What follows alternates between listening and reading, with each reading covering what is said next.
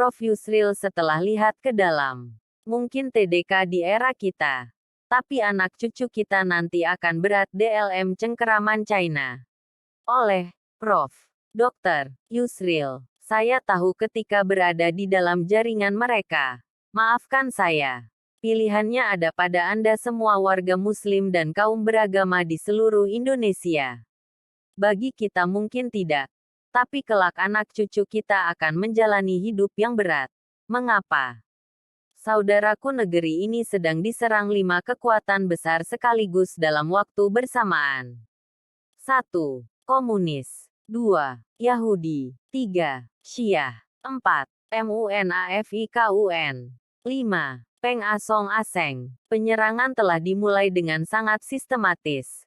Kini mereka telah berhasil masuk ke berbagai bidang.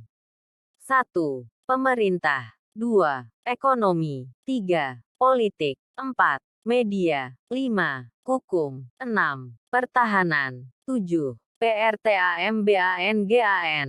8. Perkebunan. 9. Kehutanan. 10. Pertanian. 11. Kesehatan. 12. Pendidikan. 13. Pesantren, dan sebagainya. Mereka juga telah menguasai struktur birokrasi. DPR, MPR, KPK, polisi, yang wajib independen non-intervensi SDH tunduk DLM genggaman rezim, dan TNI JG, sudah, nyaris. Beberapa kiai pesantren dan tokoh akademisi reformasi sudah mulai.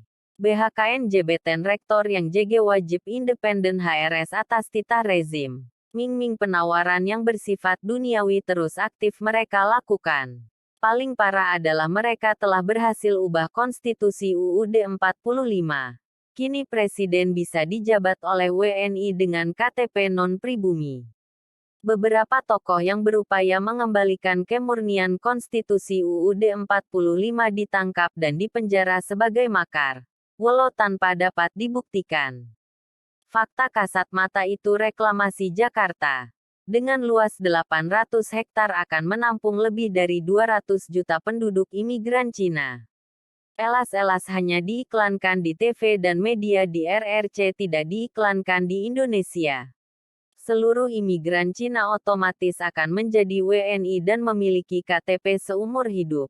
Mereka akan jadi penyumbang suara tetap setiap kali pilkada dan pemilu dengan 200 juta suara, maka pilkada pemilu akan mudah dimenangkan etnis Cina. Sehingga gubernur se-Indonesia juga presiden dapat dipastikan akan selalu mereka raih. Untuk selamanya. Setelah semua pilkada dan pemilu dikuasai, maka berikutnya 200 juta imigran akan kembali masuk mengisi berbagai pulau negeri ini.